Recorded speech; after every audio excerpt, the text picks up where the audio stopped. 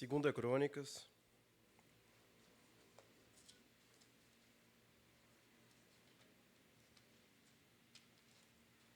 capítulo 16,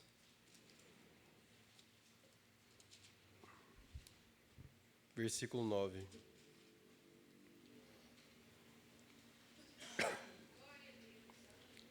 Porque quanto ao Senhor, seus olhos passam por toda a terra,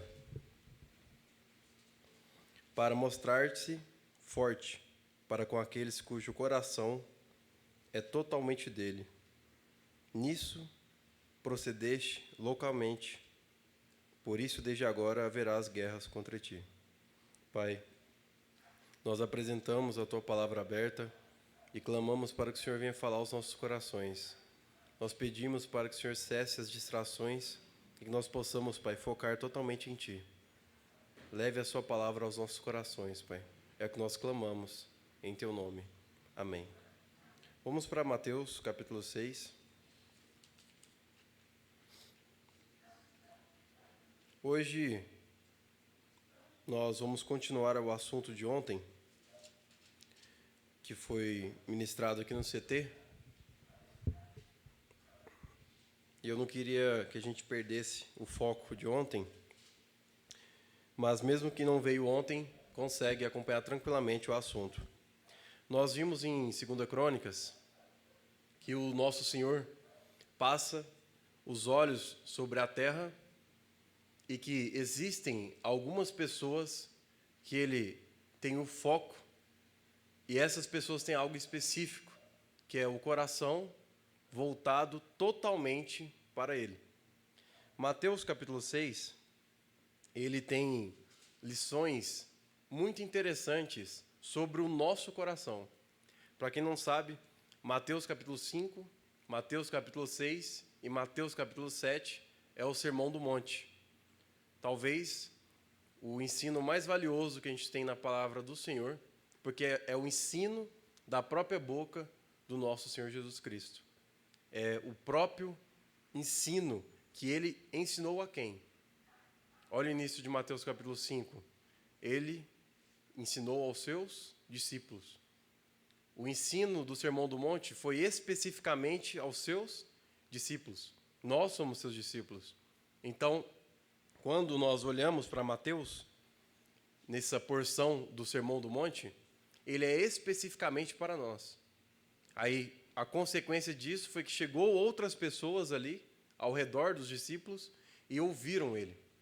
E é tão interessante que quando você vai em Mateus capítulo 7, no versículo 28, é dito que as multidões ficaram abismadas com o ensino do nosso Senhor Jesus.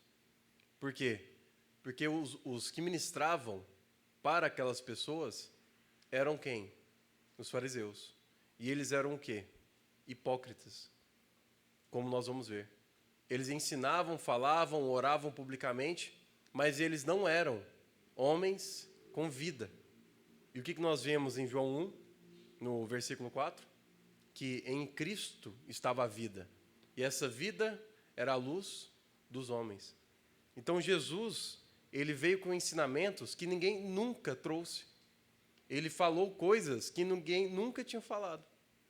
Então, nós temos que voltar nossas atenções hoje, ao máximo que pudermos, porque nós estamos vendo da própria boca do nosso Senhor sobre o que devemos fazer com os nossos corações para termos a atenção dele para nós. Porque o que ele está buscando? Um coração totalmente voltado para ele. O que os nossos corações estão cheios, o que os nossos corações têm pulsado, buscado, desejado, mostra o quanto nós amamos a Cristo, o quanto nós queremos a Cristo. Ontem com os adolescentes, ela não está aqui, a gente estava conversando com uma adolescente e ela falou assim que nada aqui na terra importa para ela e que a única coisa que ela deseja é ir para o céu. Aí eu perguntei, o que você quer fazer no céu? Ela, eu não sei, mas qualquer lugar é melhor que aqui. Olha para você ver, o que você está querendo fazer no céu? Para que você está querendo ir para lá? Qual é o objetivo? Ela falou para mim, porque lá deve ter ruas de ouro, deve ter um animal que é manso, eu vou poder montar numa capivara. Ela falou que quer ter 2 capivaras no céu. Então, observem, o que a gente quer fazer no céu? De acordo com a palavra, os desejos daqueles que vão para o Senhor só é um objetivo: passar a eternidade conhecendo a Cristo. Se o seu objetivo não é esse, você está usando Cristo como um trampolim para ir para o céu. Seu objetivo é ficar no céu, longe de Cristo. Agora, se isso vai acontecer, eu não sei. Porque ele disse que só vai para o céu aqueles que o conhecem. Apartai-vos de mim, porque eu não os conheço. Então, olha a importância desse assunto. O nosso coração determina o que nós temos cobiçado, amado, desejado, prestado atenção. Por quê? O que nós estamos prestando atenção determina como o nosso coração está. Você está ansioso?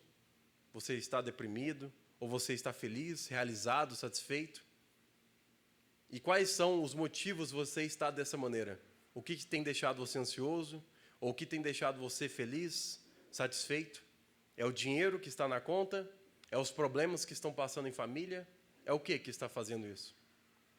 Isso é momentâneo? Porque quando acaba isso, exatamente o seu coração muda? Vira uma melancolia que de tempo em tempo seu coração está lá em cima e outra está lá embaixo. Isso é o que o mundo nos oferece. O que Cristo nos oferece? Uma vida totalmente estável. Alegrai-vos sempre. Outra vez eu digo, alegrai-vos. Sempre. Sempre. Você está alegre hoje? Está alegre hoje? Se não está alegre, é porque nós não estamos com o nosso prazer em quem? Cristo. Nós não cantamos hoje? Cristo, fonte do nosso prazer? Não foi isso que nós cantamos? Ele é a fonte do nosso prazer? Porque só tem como ter uma fonte. Não tem como ter 2 fontes. E é isso que nós vamos ver. Olha para você ver. Mateus capítulo 6. Não vamos entrar na primeira sessão dele. Mas é muito interessante você ler em casa, do versículo 1 ao 18.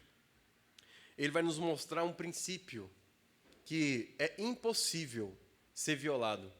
Que é o princípio que a gente vem trabalhando nos últimos 2 sábados. Que é a vida interior. Observem, ele vai começar no versículo 1. Como que a gente deve fazer as boas obras? Como? Em segredo. Como que a gente deve orar? Em secreto. Como que a gente deve jejuar? Em secreto. O que ele está dizendo? Que tudo que a gente deve fazer inicialmente é ter uma vida em secreto com Deus. Não somos igual aos fariseus. Por quê? Porque os fariseus, quando eles dão esmola, o que eles fazem? Anunciam. Quando eles oram, eles sobem em cima de um palanque e anunciam, gritando. E acham que do muito falar ele vai ser ouvido. Eles achavam que Deus era surdo. Que de uma só vez ele não estava escutando. Quando jejuavam, olha que terrível. Eles mudavam a feição do seu rosto para parecerem que eles estavam sofrendo de terem ficado sem o alimento. Isso para Deus tem algum valor? Não.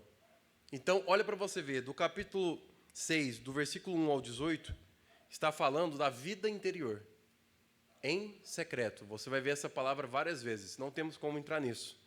Já falamos muito sobre isso nos sábados. A vida em secreto. O salmista diz que a vida daquele que segue a Deus é como o cedro no Líbano. Por quê? Porque o cedro, quando ele é plantado, ele fica um toquinho para fora e ele cria raízes super profundas. Algumas passam de 100 metros de profundidade. E depois que ele tem raízes consolidadas, ele começa a crescer para cima. Olha para você ver. Nós somos como um cedro. Isso é o que ele quer para nós. Raízes profundas. Como que nós começamos no sábado? A parábola do semeador. O primeiro solo, aquele que foi jogado as sementes à deriva, morreu porque não criou raízes. O segundo solo, solo rochoso, foi jogado em cima das rochas, não criou raízes. Terceiro solo, os espinhos. Foi jogado, cresceram e sufocaram, não criaram raízes. O último solo, quarto solo, o solo bom. Que é o quê? O coração reto, bom, fértil, onde criou raízes livremente. Então, o início aqui do ensinamento do nosso Senhor Jesus, do versículo 1 ao 18, é que nós temos que ter uma vida profunda nele. Ou, em outras palavras, ele tem que crescer profundamente em nós. E qual que é o resultado disso? O nosso exterior vai desaparecer. Que ele cresça e eu diminua. Ele tem que crescer em nós e nós vamos desaparecendo de pouco em pouco. Essa é a ênfase do cristianismo. Nós deixamos de ser nós. Nós deixamos do eu existir. Não temos mais eu, e sim ele. Quando as pessoas nos veem, nossas atitudes, nossas maneiras de lidar com o dinheiro, nossas maneiras de lidar com os nossos relacionamentos, eles têm que ver quem? Cristo. Marido, amai as vossas esposas como Cristo amou a igreja. É impossível um casamento dar certo se esse casamento não for a imagem de Cristo. Por quê? Porque Deus criou o homem à imagem e semelhança dele. Você viu que não tem como fugir? Sempre a mesma linha, sempre a mesma coisa. Então, o primeiro tópico aqui que o Senhor vai nos mostrar é a vida em secreto, criando raízes nele. Esse é o primeiro objetivo dele em nossas vidas. Agora, qual que é o tópico que a gente vai entrar? Do versículo 19 ao 34. O que ele vai dizer aqui? Se o primeiro tópico é a vida interior, o segundo tópico é a vida exterior. Ele vai mostrar como que nós devemos viver aqui, exteriormente. E qual que é o primeiro passo? Olha para você ver. Versículo 19. Não acumuleis para vós outros tesouros sobre a terra, onde a traça e a ferrugem corroem, e onde ladrões escavam e roubam. Mas ajuntai para vós outros tesouros no céu, onde a traça nem a ferrugem corrói, e onde ladrões não escavam nem roubam. Porque onde está o teu tesouro, aí estará também o teu coração. Olha essa primeira porção, que foi denominada aqui pelo tradutor como os tesouros do céu. Do versículo 19 ao 21. Olha o que ele está dizendo. Aqui, tesouros não está relacionado somente com dinheiro. Aqui, ele vai nos dar a chave no versículo 21, que é o quê? Aonde está o nosso tesouro, é que está o nosso coração. Olha o que ele está dizendo. O que tem a nossa atenção? O que o nosso coração pulsa?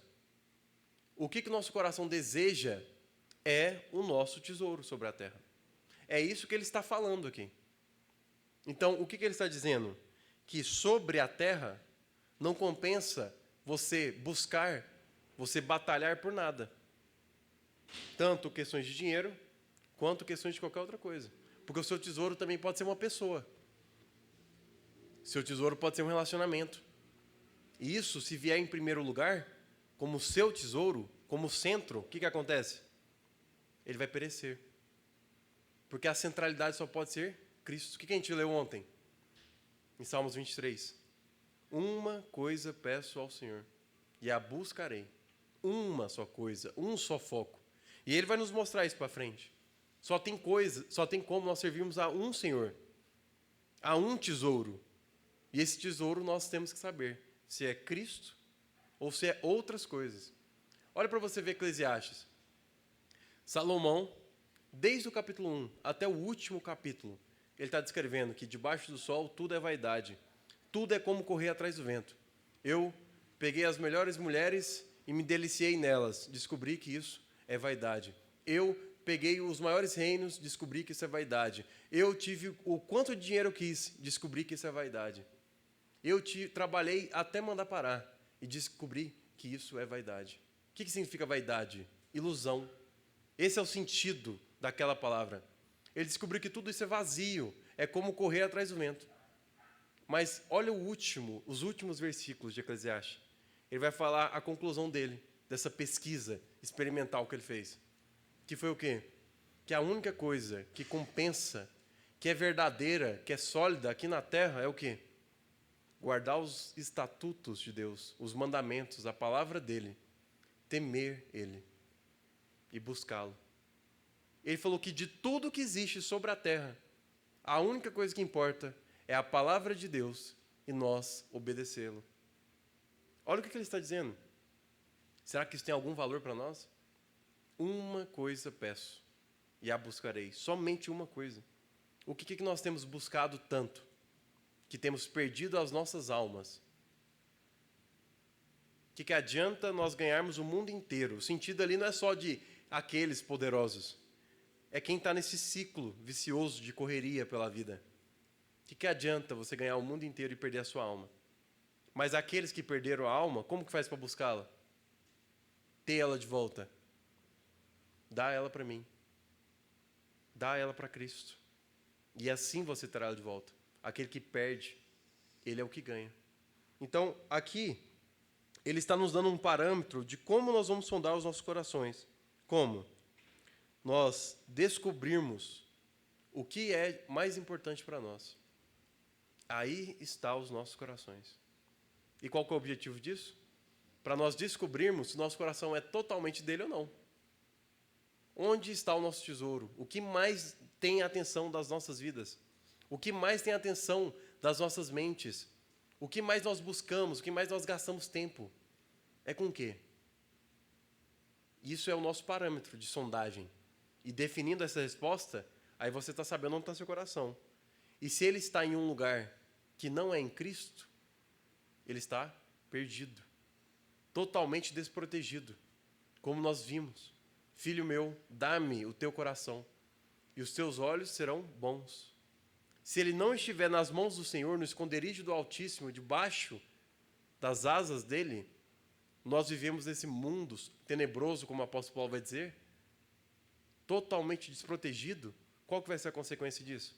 Ansiedades, depressões, falta de sentido para a vida, não tenho ânimo para nada, não consigo me levantar. Eu estou andando, vivendo, conversando, mas por dentro eu estou morto.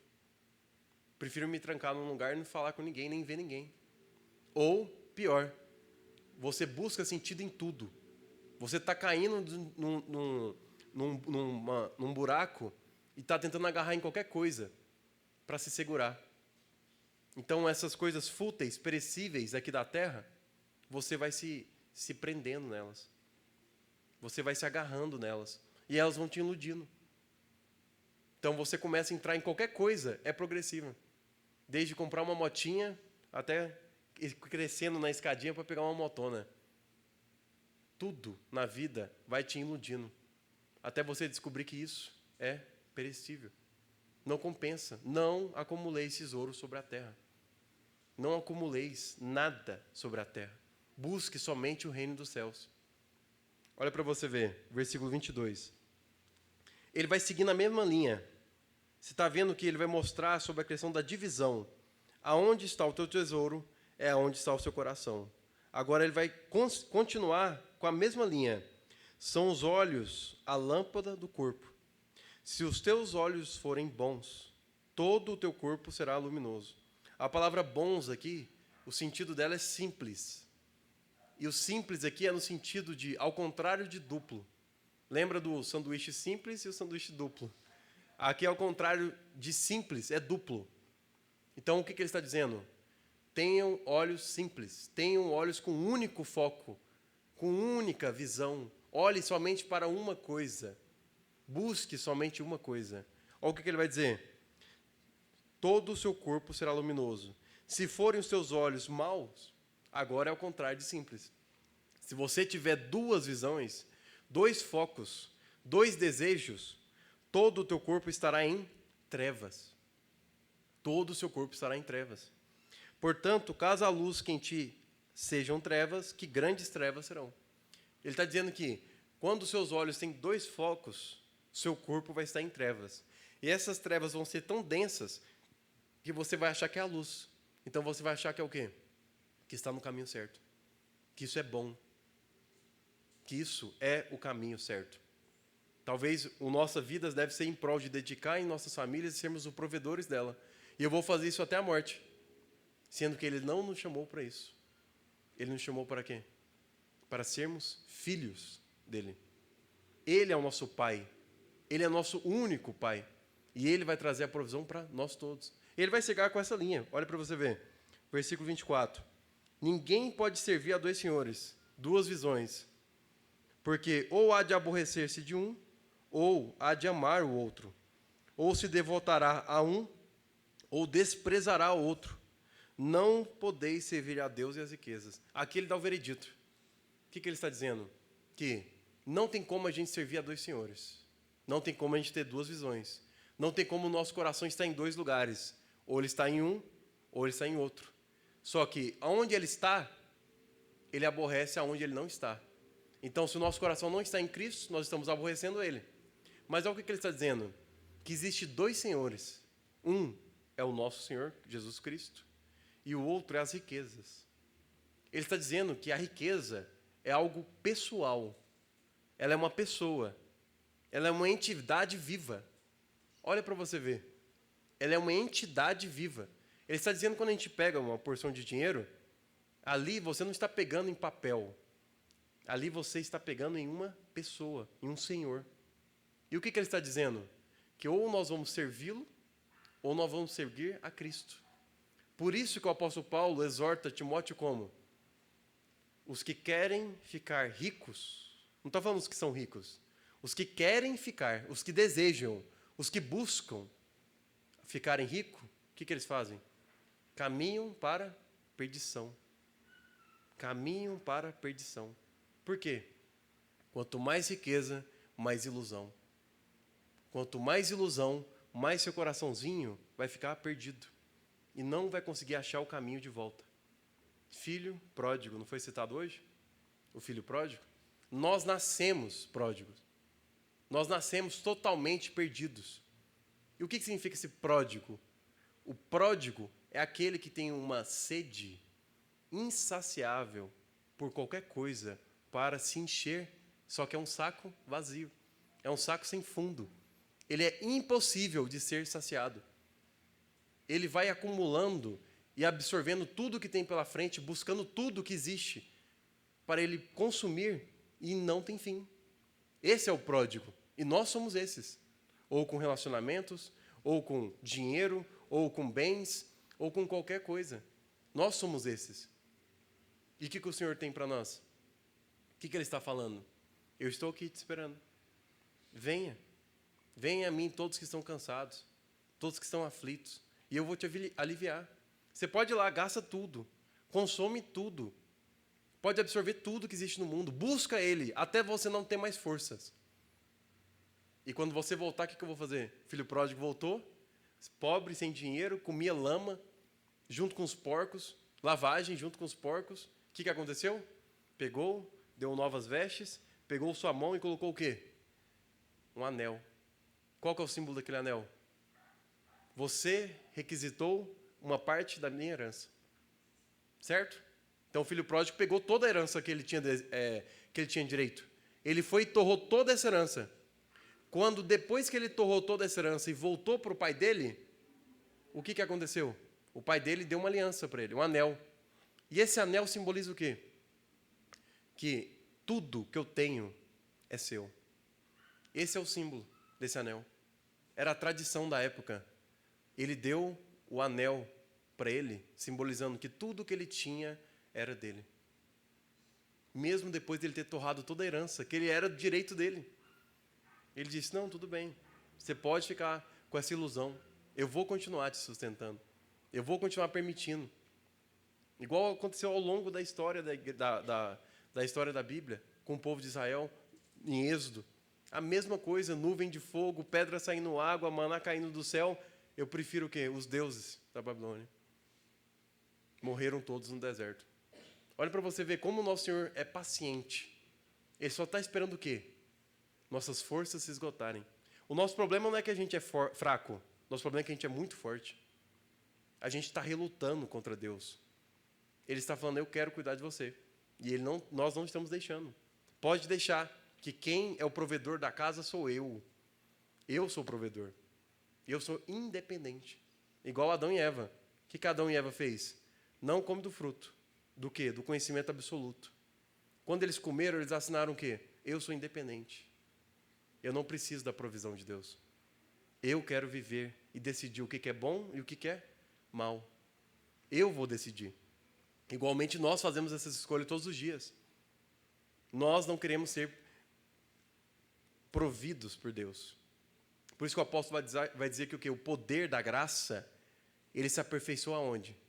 Na fraqueza. Porque só quando a gente está fraco que ele pode cuidar da gente. Se a gente não tiver fraco, ele não pode cuidar da gente. É impossível. Então, o que ele está esperando de nós? Que o nosso coração tenha uma parada cardíaca. Pare imediatamente para ele cuidar de você. Porque você não está parando de dar chute nele. Olha para você como que ele continua. Por isso, olha para você ver. Por isso, depois de nós termos visto esses 3 pontos, que é o quê? Aonde está o nosso coração? Sobre a divisão de aonde nós estamos adorando, a quem nós estamos adorando. Depois nós temos visto esses 3 pontos dele expondo, de não acumulei tesouro sobre a terra, sobre luz e trevas, que os olhos, aonde nós estamos olhando, olhos simples, uma só visão, define se o nosso corpo vai ser luminoso ou vai ser trevoso. E quem nós estamos adorando? O mundo, as riquezas ou a Cristo? Ele vai dizer, por isso vos digo, não andeis ansiosos pela vossa vida. Por quê? Porque Ele que vai cuidar de nós. Até nesse momento aqui, Ele caminhou com os discípulos e em nenhum momento Ele chamou os discípulos de filhos. Ele chamava de amigos, discípulos, mas não chamou de filhos. Em nenhum momento. Ou irmãos. Não chamou. Agora, olha para você ver o que vai acontecer. Por isso vos digo, não andeis ansiosos pela vossa vida, quanto o que haveis de comer ou beber, nem pelo vosso corpo, quanto o que haveis de vestir. Não é a vida mais do que o alimento, e o corpo mais do que as vestes? Observai. Nós vimos isso ontem. Essa palavra observai, meditai, contemplai. Ele está falando, se você está ansioso, observe a natureza. Analise que eu estou cuidando de um passarinho melhor do que qualquer rei já foi cuidado. Ele se veste melhor do que qualquer rei que já pisou nessa terra. Ele come sem plantar. E você, que é o meu filho, será que eu vou cuidar como? Será que como que eu vou ter um cuidado com você? E ele vai continuar. Observai as aves dos céus. Não semeiam, não colhem, não ajuntam em celeiros, contudo, vosso Pai Celeste as sustenta. Olha para você ver. Não ajuntam em celeiros. Quantos de nós estamos desesperados? Porque possivelmente ninguém aqui vai aposentar mais. E o INSS já quebrou. A previdência privada, muito possivelmente, ninguém consegue assinar. É caríssima. A economia do Brasil está terrível. E do mundo. Estamos numa crise global. Só notícias terríveis que a gente tem. O que a gente vai fazer? Não precisamos ajuntar nada. Porque Ele vai ser o nosso provedor. Ou essa parte que é mentira. Ou essa parte que é mentira. Não ajuntam em celeiros. Eles não guardam provisão para si. Vocês lembram do povo do deserto? Caiu o maná do céu, provisão do Senhor, e alguns guardavam nos bolsos para comer depois, com medo de ficar sem comida. O que acontecia com aquele maná? Ele apodrecia. Porque a provisão do Senhor é para hoje. Porque você não sabe o dia de amanhã. Você não sabe o dia de amanhã. Então a provisão de Deus é somente para hoje. Porque talvez amanhã ele venha. Se for da graça do Senhor, imediatamente venha logo. Venha logo. Mas se ele não vir, nós estamos totalmente providos. Teve um missionário na China que viveu um período comunista, que ele tinha 1,89 m e ele estava ensinando a palavra de Deus numa escola bíblica. Chegou os comunistas, prenderam ele, armados, e levaram ele para uma cela. E ao levar ele para uma cela, ele ficou lá mais ou menos 20 anos preso, pouco tempo. Ele bateu o recorde mundial de ficar exilado em um regime comunista vivo. Porque a média de uma pessoa em um regime comunista, em um campo de concentração comunista, de sobrevivência era de no máximo 6 meses. Ele ficou 20 anos. Ele tinha 1,89 m, ele entrou com 80 quilos e saiu com 39 quilos. 39 quilos. Aí um dia, um guarda estava na porta da sua cela e ele ficou angustiado, ansioso, ficou desesperado e falou assim, eu tenho que conversar com esse preso. E ele chegou nesse preso e falou assim, deixa eu te fazer uma pergunta. Você não está comendo, porque não te damos comida. Você não tem coberta, está dormindo no chão. Você está com frio. Você está numa cela fétida. Tem ratos aí. Você está totalmente sozinho no escuro. Você está preso há 20 anos. Por que que você está cantando? O soldado estava desesperado, porque esse irmão que estava preso ali estava louvando ao Senhor todos os dias durante esses 20 anos. Ele falou, por que que você está assim? Seu Deus te abandonou. Você está preso. E ele virou e falou, eu estou vivo. Porque ele deixou eu ficar vivo. Você está preso. Eu estou livre. O soldado não entendeu essa frase que ele disse. Ele virou para o soldado e disse, você está preso. Eu estou livre. Lembram que a gente leu aquele versículo ontem? Tão lindo, do apóstolo Paulo, em 1 Coríntios 4. O que ele disse? Essa leve e momentânea tribulação não se compara com o peso da glória que nós vamos ter com Ele. Então, o sofrimento nesse mundo é muito pequeno, perto dEle. Então, o que isso significa para nós? Que a provisão não significa prato de comida em nossas mesas, somente, porque Ele vai providenciar. Quando os discípulos chegaram nele, Ele disse assim, Senhor, nos ensine a orar. O que Ele disse? Quando for orar, orem assim, Pai nosso, que estais nos céus, santificado seja o teu nome, venha o teu reino, faça a tua vontade, assim na terra como no céu. O pão nosso de cada dia, dá-nos hoje. Hoje. Então, Ele é o nosso Pai e sempre vai providenciar. Hoje. Sempre. Para hoje. Então, nós não temos que nos preocupar com essas coisas. Mas caso faltar, foi permissão de quem? Dele. Dele. Por isso nós podemos passar por qualquer coisa. Porque Ele nos fortalece. Aonde? Interiormente. Interiormente. Lembra do apóstolo Paulo? Caso o homem exterior se corrompa, o homem interior se renova a cada dia.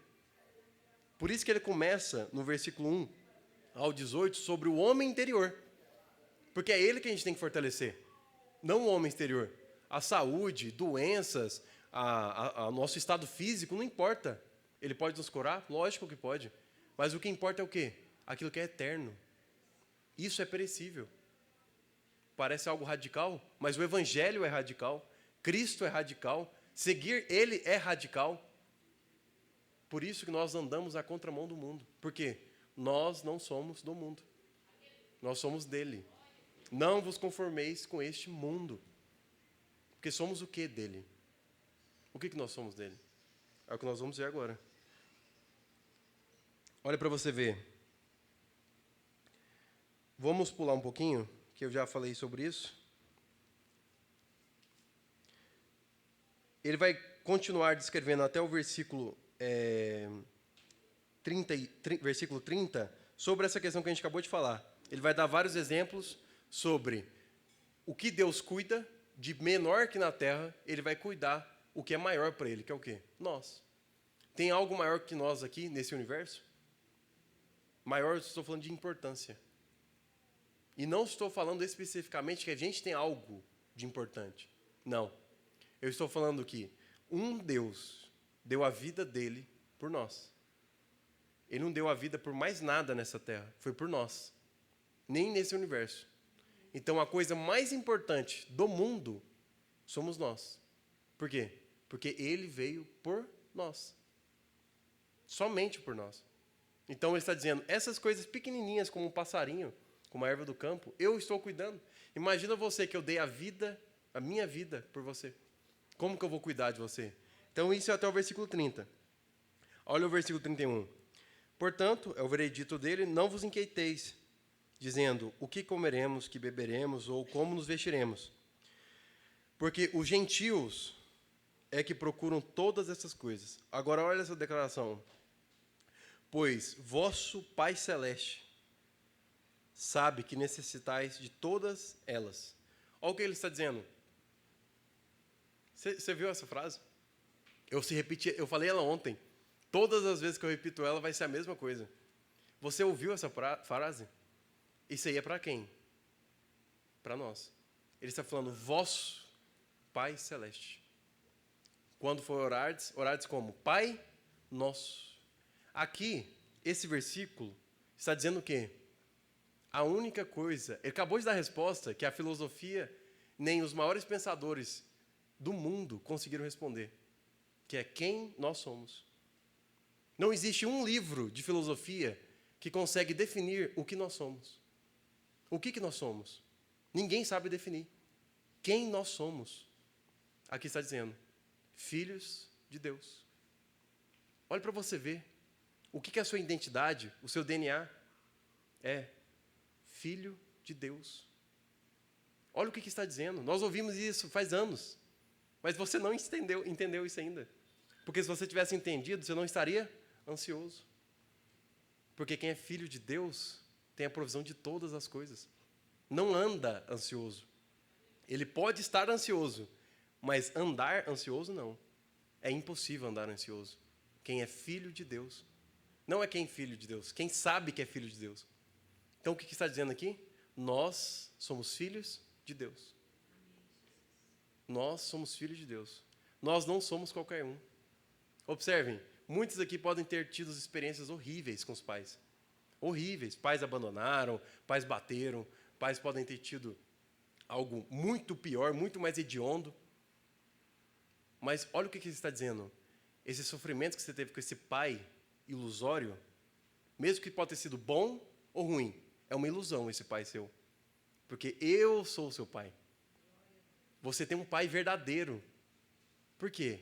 Observem. Isso aqui já é um pouco mais complexo, mas vale a pena falar.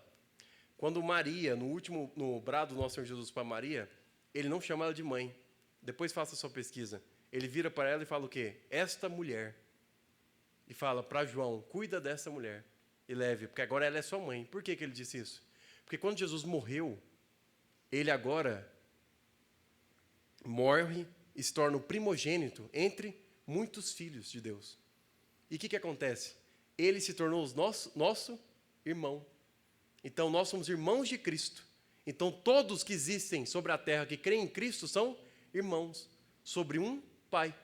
Então, a família que é ilusória, que ela não é a verdadeira que nós temos, esses relacionamentos, na verdade, eles só são até Cristo voltar.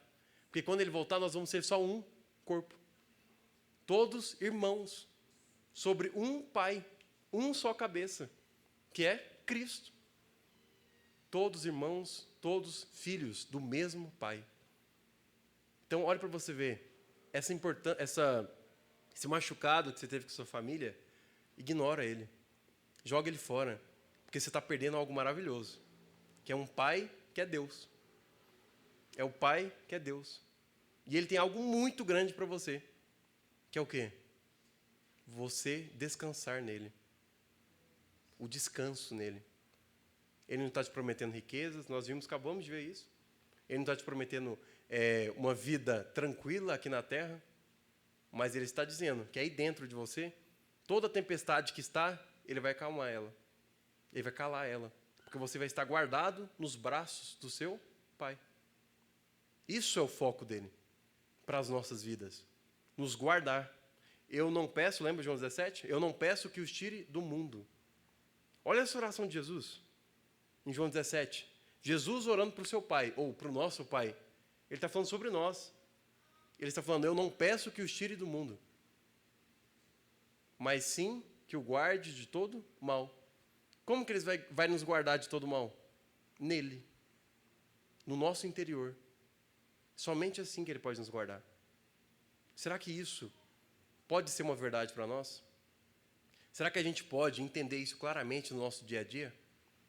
Porque ao sair daqui, será que qualquer imprevisto ou os afazeres de amanhã não vai tomar o lugar disso, sufocando isso?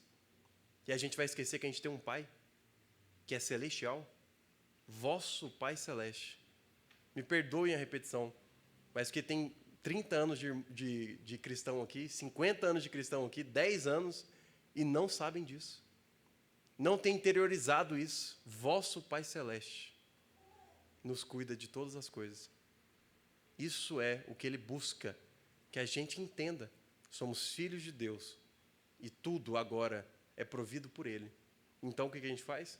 Desiste, entrega, espera nele.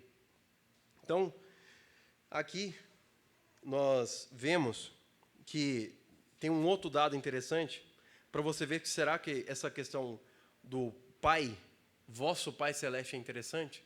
Se você pegar Mateus capítulo 5 até o Mateus capítulo 7, você vai notar que existe 17 menções da palavra Pai. Ele bate 17 vezes na palavra Pai. Será que é importante esse assunto? Só no capítulo 6, que a gente acabou de ler, são 12 menções. 12 menções. Será que esse assunto é importante para Cristo? De afirmar para nós que nós temos um Pai? Por isso que vale a importância de ressaltar esse assunto? Então, olha o que ele vai dizer então. Já que nós temos um Pai Celeste, Ele sabe que nós necessitamos de todas elas, Ele vai prover isso para nós, para quê? Para nós ficarmos tranquilos e fazer só uma coisa, que é o quê? Buscai, pois, em primeiro lugar, o seu reino e a sua justiça. E todas essas coisas que você busca, que você necessita, vai ser acrescentada para você. Olha a diferença. A sua necessidade vai ser suprida, vai ser acrescentada para você. Não o que você busca. Só tem como você buscar uma coisa, que é o quê? O reino dos céus. Buscai primeiro o reino dos céus. E as demais coisas serão acrescentadas. Essa é a promessa dele para nós. Qual que é a nossa responsabilidade? Buscá-lo. De todo o nosso coração. Integralmente. Como nós vamos fazer isso? Descobrindo aonde nosso coração está primeiro. Se nós não soubermos aonde está esse coração, não temos como buscá-lo.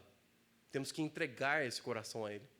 Essa é a única maneira que temos como fazer isso. Portanto, não vos inquieteis com o dia de amanhã, pois o amanhã trará os seus cuidados. Basta ao dia o seu próprio mal. A gente já comentou sobre isso. Para finalizar, vamos em 1 Coríntios, o último texto.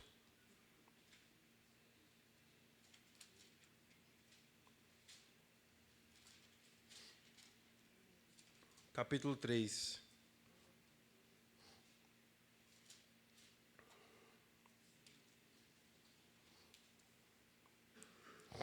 Versículo 21.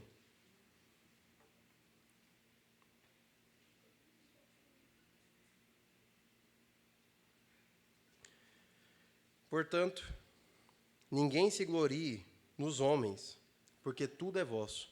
Seja Paulo, seja Apolo, seja Cefas, seja o mundo, seja a vida, seja a morte, seja as coisas presentes, sejam as futuras, tudo é vosso. E vós de Cristo e Cristo de Deus. Observem. Nós comentamos sobre o filho pródigo, que ele não tinha entendido. Ele pediu uma parte do que era direito dele, torrou tudo, só que o pai dele mostrou para ele que ele não estava entendendo que não era uma parte que era dele, era tudo que era dele. Aí, aqui, na igreja de Corinto, estava tendo um problema de divisão. Nós vimos em Mateus 6 que o Senhor está nos mostrando que não pode ter divisões.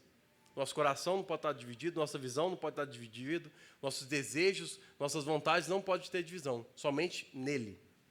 A igreja de Coríntios, uns estava dizendo que era de Apolo, outro de Cefas, outro de Paulo, e cada um estava dividindo.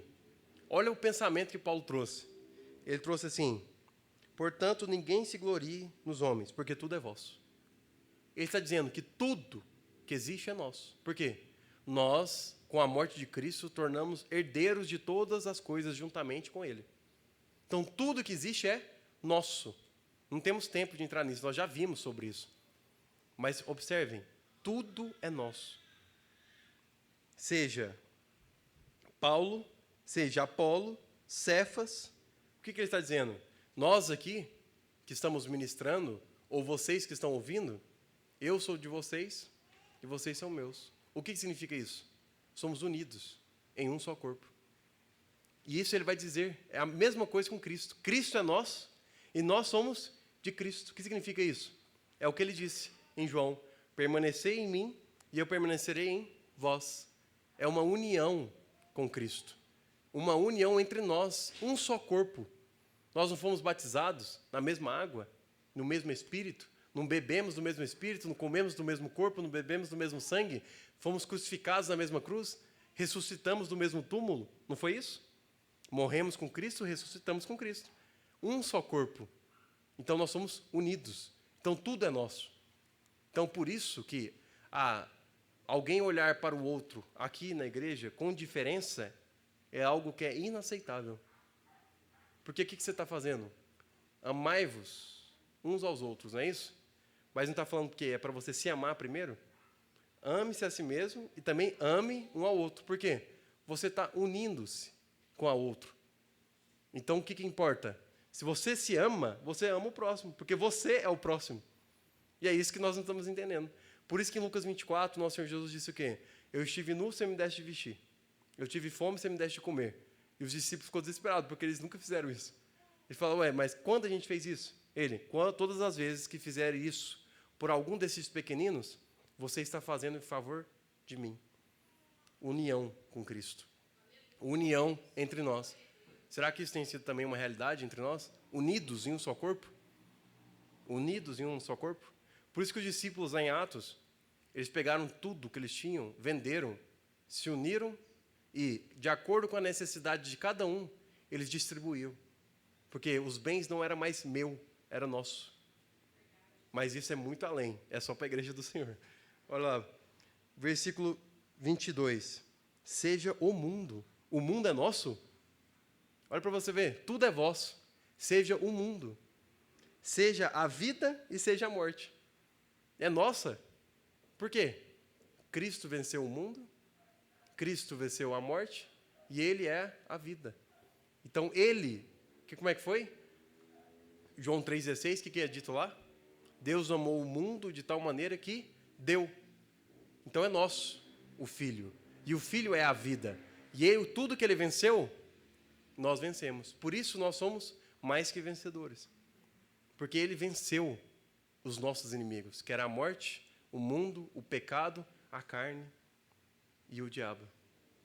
Tudo é nosso. Então por que vocês andam ansiosos? Não tem motivo. Sejam as coisas presentes, sejam as futuras, tudo é vosso. E vós de Cristo, e Cristo de Deus. Olha aqui essa escadinha. Nós somos de Cristo e Cristo é nosso. E devido nós estarmos unidos com Cristo, Cristo é de Deus. E nós somos de Deus. Olha que interessante essa dança. Nós somos unidos. Lembra daquela oração em João 17? Versículo, se eu não me engano, o versículo 24, que ele vai dizer que o meu desejo é que aonde eu estou, estejam eles, os discípulos dele, que somos nós, também. E como eu sou um contigo, sejam eles um conosco. Esse era o desejo e a obra de Cristo. Unir-se a nós, para que nós possamos ser um com Ele. Olha que lindo esse desejo. Olha que interessante o que o nosso Senhor Jesus tem para nós.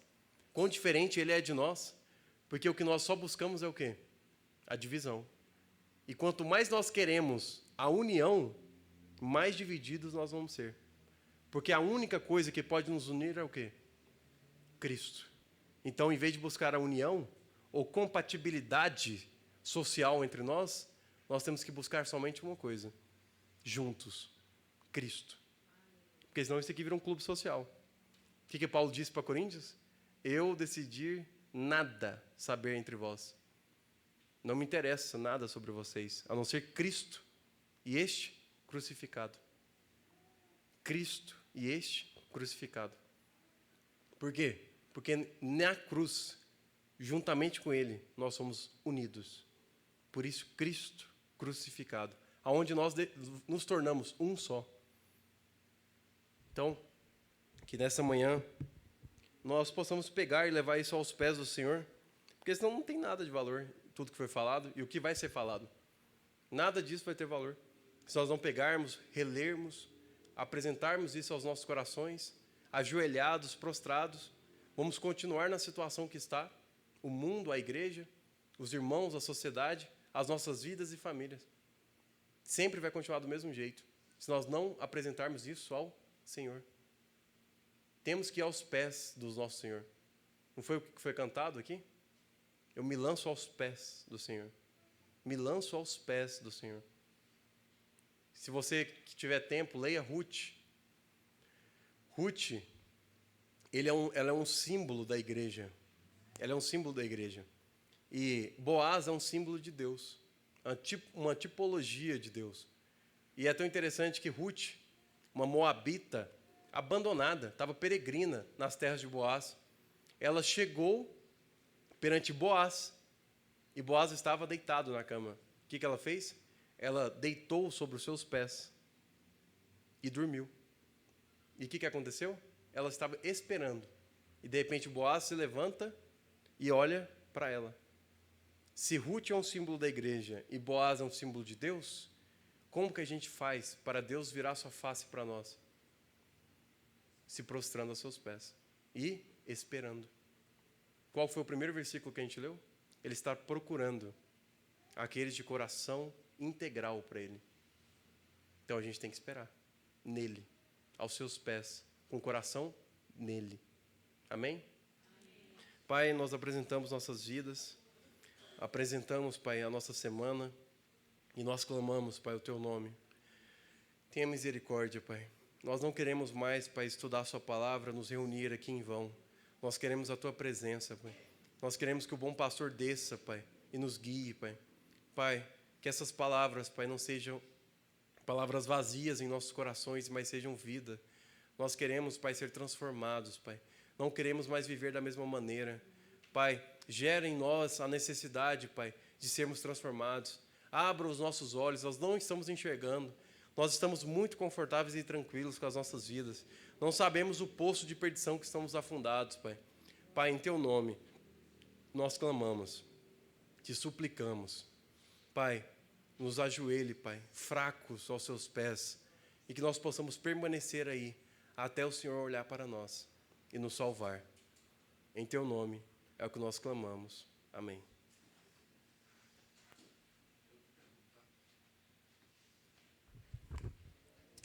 Nós